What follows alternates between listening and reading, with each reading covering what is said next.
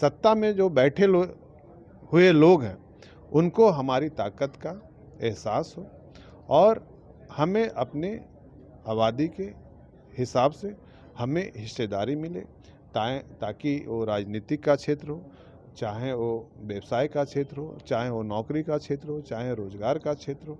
कि बिहार की ना तो शिक्षा व्यवस्था सुधरी है, ना ही तो बिहार की स्वास्थ्य व्यवस्था सुधरी है, ना ही तो बिहार की कानून व्यवस्था सुधरी है, ना ही तो बिहार के लोगों को रोजगार मिला है, ना ही तो बिहार में पलायन रुकने का काम हुआ है।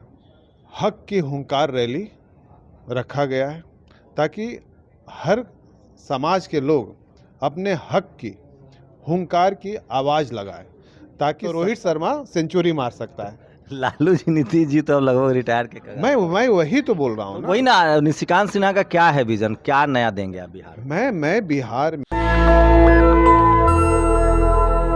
मेरे साथ निशिकांत कुशवाहा हैं, यूथ आइकॉन ऑफ बिहार। पीछे बैनर लगा हुआ है और इन्होंने पूरे बिहार का लगभग दौरा किया है और 24 तारीख को इनके पटना में रैली होने वाली है।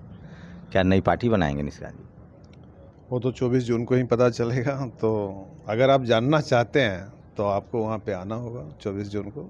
सस्पेंस क्यों रख रहे हैं? ज़रूरी है, कुछ चीज़ें क्या होता है कि सही समय सही वक्त पर बताना ज़्यादा अच्छा होता है, लेकिन बहुत कुछ एक 24 जून को बदलने वाली है।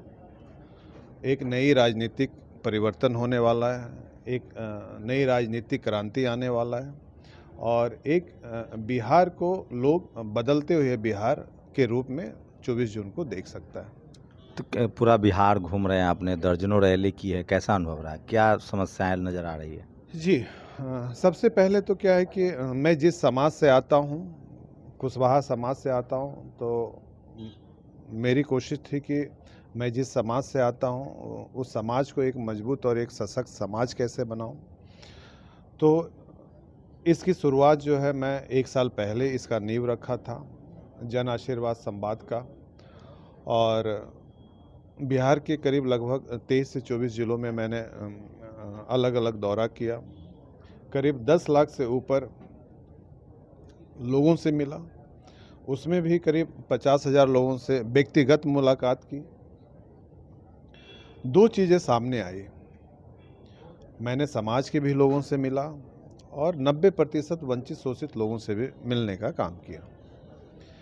जो मैं अपने समाज के लोगों से मिला उसमें एक बात सामने आई कि हमारे समाज को जागरूक होने की ज़रूरत है, हमारे समाज को एकजुट होने की ज़रूरत है, हमारे समाज को एक मंच पर आने की ज़रूरत है और हमारे समाज को कहीं ना कहीं हमारे समाज के पास कोई नेतृत्व करने वाला नहीं है, तो एक नए नेतृत्व करने वाले की व्यक्ति की ज़रूरत है। और जो समाज के अलावा जितने भी 90% लोगों को से जो मैंने मुलाकात की, तो उसमें एक बात सामने आई कि हमें आज तक जिसकी नींव हमारे जगदेव बाबू रखे थे कि जिसकी जितनी संख्या भारी उसकी उतनी हिस्सेदारी, तो जगदेव बाबू के बाद इस हक के हिस्सेदारी को कोई दिलाने का काम नहीं किया।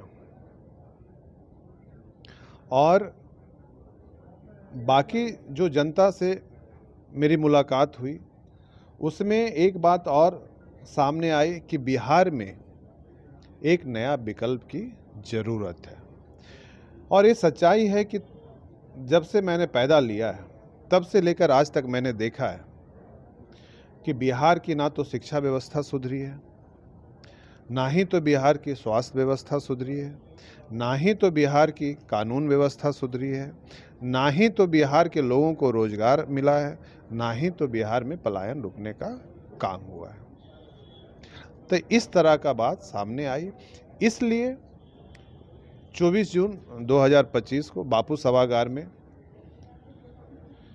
हक की हुंकार रैली रखा गया है ताकि हर समाज के लोग अपने हक की हुंकार की आवाज़ लगाएं, ताकि सत्ता में जो बैठे हुए लोग हैं उनको हमारी ताकत का एहसास हो और हमें अपने आबादी के हिसाब से हमें हिस्सेदारी मिले, ताकि वो राजनीतिक का क्षेत्र हो, चाहे वो व्यवसाय का क्षेत्र हो, चाहे वो नौकरी का क्षेत्र हो, चाहे रोजगार का क्षेत्र हो।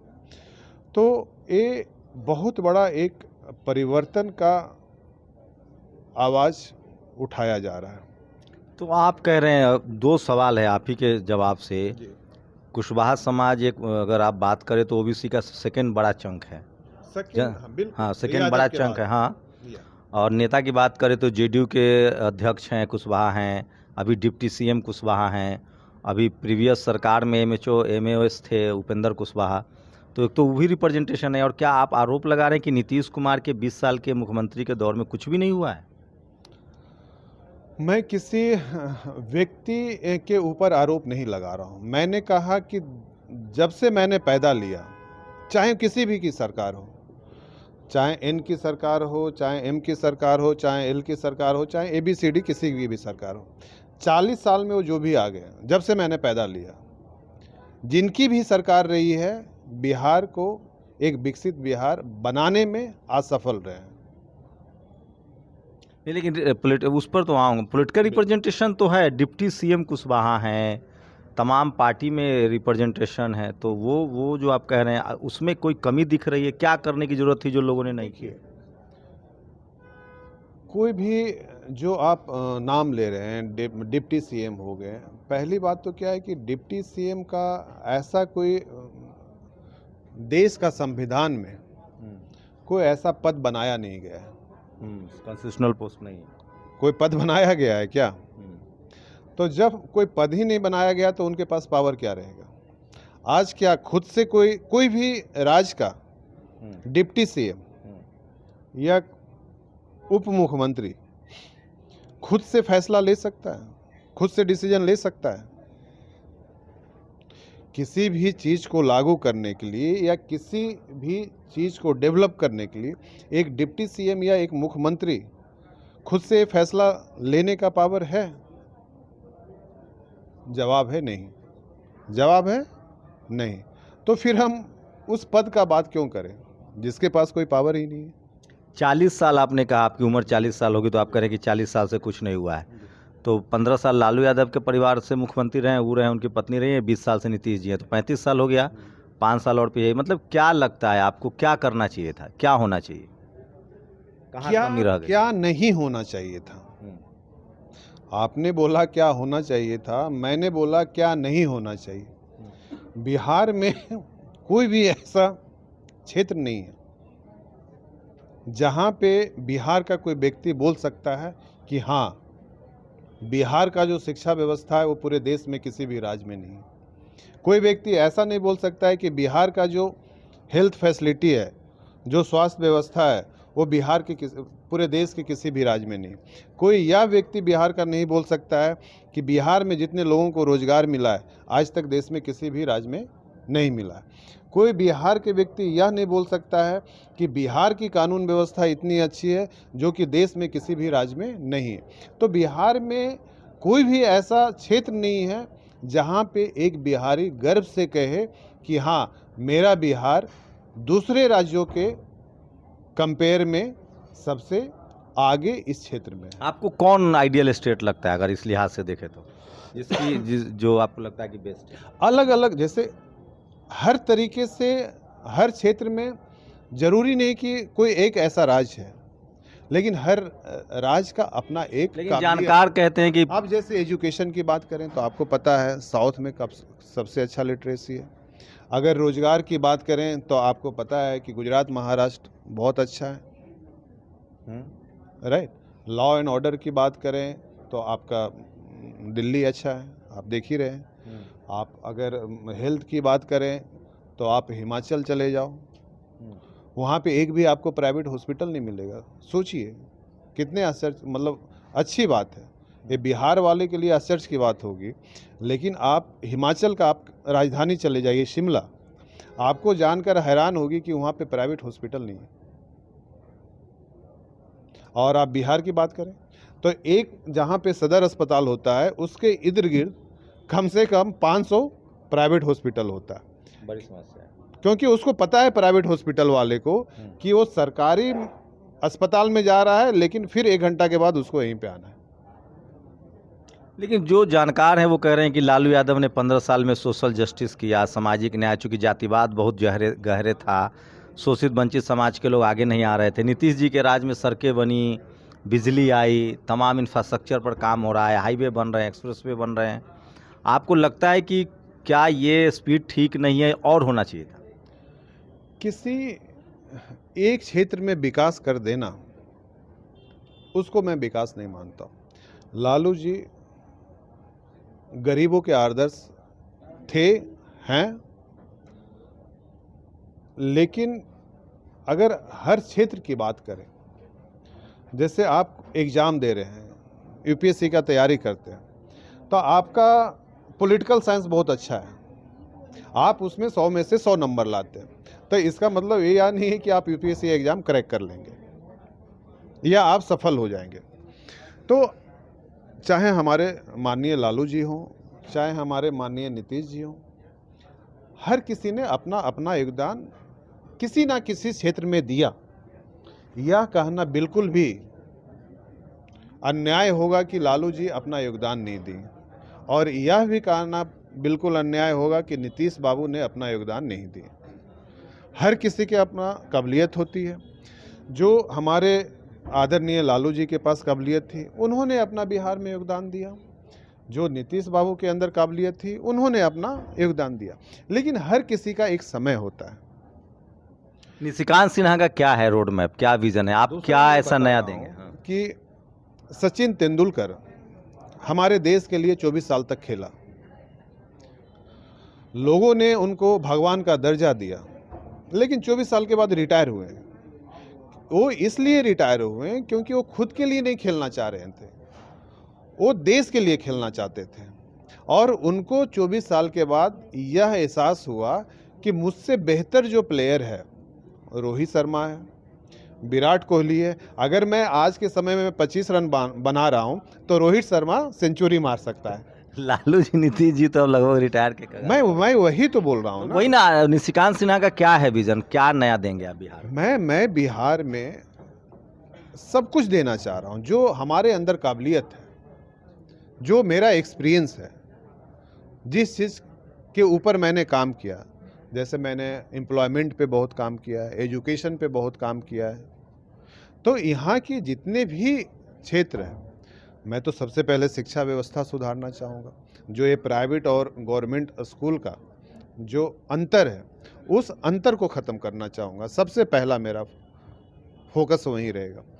दूसरा, स्वास्थ्य व्यवस्था को सुधारना चाहूँगा। जो मैंने बोला कि जिला का जो सदर अस्पताल है, आज जिला के लोग अगर एक पथरी का भी इलाज करवाने जाते हैं तो वो जिला में नहीं होता है, उस व्यक्ति को पटना पीएमसीएच, एनएमसीएच, एम्स जैसे अस्पताल में आना पड़ता है। क्या एक पथरी का इलाज जिला स्तर पे नहीं हो सकता है? तो जवाब है बिल्कुल हो सकता है, लेकिन कोई भी सुविधाएं नहीं है। जो सुविधा गांव में होना चाहिए था, प्रखंड लेवल पे होना चाहिए था अस्पताल में, वो हमारे बिहार के जिला स्तर पे भी नहीं है। तो आप ये कॉरपोरेट लॉबी जो है हॉस्पिटल्स के, जो बड़े बड़े चैन चलाते हैं, जिनका अरबों खरबों का कारोबार है, किसी की हिम्मत है उसको बंद कर देंगे? सरकारी अस्पताल जिंदा होगा तो वो बंद हो जाएंगे। ये तो बड़ा कॉरपोरेट लॉबी है। बिल्कुल। तो आप चाहते ही नहीं है ना। क्या दूसरे शहरों में, दूसरे राज्यों में गुजरात का वही मॉडल है। गुजरात में सारे हॉस्पिटलों को प्राइवेटाइज कर दिया। अब तो प्राइवेटाइजेशन का खेल चल रहा है देश में। नहीं, गुजरात का गवर्नमेंट हॉस्पिटल को प्राइवेट नहीं किया गया, बेच दिया गया सर, हम भी जानते हैं। एकाक किया हुआ। नहीं, गुजरात में ऐसा नहीं है कि सरकार, गुजरात में जो सरकारी अस्पताल है वहाँ भी प्राइवेट अस्पताल जैसे इलाज होते हैं। मैं वहाँ पे रहता हूँ, इसलिए मुझे पता है। वहाँ पे गरीब लोग पैसे के अभाव में अपना जान नहीं देते, लेकिन बिहार में फ़र्क है कि यहाँ पे गरीब लोग पैसे के अभाव में आप अपने बारे में थोड़ा, हम पहले भी मिले थे, गुजरात का बहुत प्रभाव है आप पर, मोदी जी पर क्या राय है? देखिए, मैंने वही बोला अभी, जो चीज़ मैंने लालू जी के बारे में बोला, नीतीश जी के बारे में बोला, वही मेरा हर नेता के ऊपर होता है कि हर व्यक्ति के अंदर अपनी काबिलियत होती है, हर व्यक्ति के अपना कमजोरी होती है। चाहे वो हमारे आदरणीय नरेंद्र मोदी जी हो, चाहे आदरणीय राहुल गांधी जी हो, चाहे आदरणीय हमारे लालू जी हो, चाहे नीतीश जी हो, उनकी जो काबिलियत है वो अपना देश को दिए। लेकिन ऐसा नहीं है कि दूसरे व्यक्ति के अंदर काबिलियत नहीं है या दूसरा व्यक्ति उनसे बेहतर नहीं कर सकता है। और किसी भी राज्य के लिए या देश के लिए लंबे समय तक किसी एक ही दल का या एक ही व्यक्ति का रहना उस राज्य और देश को पीछे की ओर ले जाने का काम करता है। और एक कोई आज का एक राजनीतिक दल नहीं, इतिहास गवाह है, जो भी राजनीतिक सत्ता में लंबे वर्षों तक रहा, देश को पीछे ले जाने का काम आपकी प्राथमिकता स्कूल, एजुकेशन और स्वास्थ्य है? एम्प्लॉयमेंट, रोजगारी, पलायन। आज जो बिहार है, पलायन रुकने का नाम नहीं ले रहा है। आज बड़े बड़े वादे कर रहे हैं लोग। क्या जो आज पलायन से क्या दिक्कत है? आप पलायन नहीं करते तो आप शायद इतना सफल नहीं हो पाते। मैं वही बोल रहा हूँ, पलायन से कोई दिक्कत नहीं। पर जैसे मैं बिहार में हूँ, मैं किसी के खेत में 50 रुपए में मजदूरी करना पड़ता है। यहाँ तो जाति जनगणना हुई है, खेत भी किनके पास है पता है। तो जो लोग 50 रुपए में नौकरी कर रहे थे, वो दिल्ली जाके 500 रुपए में नौकरी करते हैं। बिहार बना ही पलायन से। हाँ, मैं वही। और भारत पलायन से बना है। पूरा भारत के 3 करोड़ लोग बनाया गया है। तो इसे तो आप सुंदर पिचाई, सत्या नडेला, ये सब NRI जो हैं, इंदिरा नो, ये सब पलायन से बने। अगर ये अमेरिका नहीं जाते तो इनको दुनिया नहीं जानती। तो पलायन में क्या दिक्कत है? पलायन जरूरी है। कितने % पलायन कर रहे हैं? एजुकेशन के लिए, उस शिक्षा के लिए आपको लंदन जाना जरूरी है। लेकिन बिहार का 95% लोग 10th पास करने के लिए, मेडिकल की तैयारी के लिए भी अगर कोटा जा रहा है, दिल्ली जा रहा है, तो वो विकास नहीं है। आप पलायन की बात कर रहे हैं। आज बिहार सबसे बड़ा एक्सपोर्टर किसका बना है? लेबर का बना है। आज निशिकांत सिन्हा कहाँ का बेटा है? बिहार का। किस मिट्टी में जन्म लिया? बिहार में। आज यही निशिकांत सिन्हा गुजरात में जाकर स्ट्रगल करके, मेहनत करके गुजरात को एक समृद्ध राज्य बनाने में अपना योगदान देता। तो क्या आज यह निशिकांत सिन्हा बिहार में अपना योगदान देता तो बिहार को एक समृद्ध और बिहार को मजबूत बनाने में इसका भूमिका नहीं होती? बिल्कुल होती। तो यहाँ के जो अच्छे अच्छे टैलेंट है, यहाँ पे अपॉर्चुनिटी नहीं होने की वजह से यहीं का टैलेंट दूसरे राज्यों में जाके अपना मेहनत करते हैं, योगदान देते हैं और उस राज्य को एक मजबूत राज्य बनाने में, उसको आगे बढ़ाने में वो सफल होते हैं। तो जो टैलेंट बिहार का दूसरे राज्यों में जा रहा है, वही टैलेंट अगर बिहार में अपना काम करे तो बिहार को भी एक विकसित बिहार बनाने में काम। चुनाव तक रहेंगे बिहार में या लगातार रहेंगे? अभी तो फिलहाल जब तक अपने समाज को, दलित, शोषित, वंचित लोगों को और बिहार को एक विकसित बिहार की तरफ नहीं ले जाते हैं, तब तक मैं यहीं पे रहूँगा। अपने बारे में कुछ बताइए, कहाँ से शुरुआत हुई, अभी क्या कर रहे हैं और आगे क्या? मैं बिहार से ही हूँ, नवादा जिला से हूँ। 10वीं तक का शिक्षा मैंने बिहार में लिया। उस शिक्षा के लिए मैंने दिल्ली गया, स्ट्रगल किया। फिर व्यवसाय के लिए मैंने गुजरात गया, क्योंकि व्यवसाय मॉडल पूरे देश में गुजरात को ही माना जाता था। वहाँ पे अपना 15 साल संघर्ष किया और उसके बाद IT सेक्टर में आया और अपने आप को एक बिजनेसमैन के रूप में देश में स्थापित करने का काम किया। और पिछले 6 सालों से मैं सोसाइटी के लिए काम कर रहा हूँ, समाज के लिए काम कर रहा हूँ, एजुकेशन क्षेत्र में बड़े लेवल पे काम कर रहा हूँ। बिहार में गरीब बच्चों को, गरीब बच्चों को गोद लेता हूँ, जिनकी फाइनेंशियल कंडीशन ख़राब होती है, आर्थिक स्थिति ख़राब होती है, वैसे बच्चे को जिनके अंदर टैलेंट होता है IAS बनने का, IPS बनने का, UPSC तैयारी करने का, मेडिकल तैयारी करने का, IIT तैयारी, वैसे बच्चे को टेस्ट लेता हूँ। और वो बच्चे अगर टेस्ट पास करते हैं तो वैसे बच्चे जहाँ पे भी पढ़ना चाहते हैं, कोटा हो, दिल्ली हो, उनको मैं पढ़ाने का काम करता हूँ, ताकि जब तक हम एजुकेशन सिस्टम को मजबूत नहीं करेंगे तब तक ना तो हमारा सोसाइटी मजबूत होगा, ना तो हमारा राज्य मजबूत होगा। तो ये पिछले 6 सालों से मैं अपना समाज के लिए, अपने सोसाइटी के लिए, अपने राज्य के लिए एजुकेशन के क्षेत्र में एक बड़ा योगदान देने का। अब अगला कदम क्या है? अगला कदम है कि जिस तरह से समाज को मजबूत करने के लिए सामाजिक क्रांति कर रहा हूँ, उसी तरह से राजनीति को भी मजबूत करने के लिए राजनीतिक क्रांति का शुरुआत 24 जून 2025 से करने जा रहा हूँ। तो अगर आपको टीवी अखबार वाला कहता है कि बिहार में जातिवाद है, ये सब दिल्ली में बैठे पत्रकारों का शगुफा है, बिहार एक्चुअली वर्सटाइल स्टेट है। यहाँ से पढ़े लिखे लोग, पॉलिटिकल बड़े चेहरे भी निकलते हैं यहाँ से। यहाँ से कभी जॉर्ज फर्नांडिस, मधुलिमी, शरद यादव जैसे लोगों ने अपनी राजनीति भी की है। तो यहाँ पॉलिटिकल लड़ाई की भी ये धरती है, सोशल चेंजेज की भी ये धरती है, और राजनीति में भी नए लोग आते रहते हैं और आने भी चाहिए, नहीं तो मोनोपोली हो जाती है। इस बात से तो आप सहमत होंगे निशिकांत सिन्हा के कि राजनीति में भी नए लोगों को आना चाहिए। निशिकांत सिन्हा आर्थिक रूप से सशक्त हुए, सामाजिक रूप से अब कंट्रीब्यूशन कर रहे हैं, और हो सकता है कि वो 24 तारीख को एक नई पार्टी का ऐलान भी करें। देखते हैं आगे क्या होता है। आप लोग अपनी राय जरूर दीजिए पूरी बातचीत पर। शंभू कुमार सिंह, नेशनल दस्तक, पटना।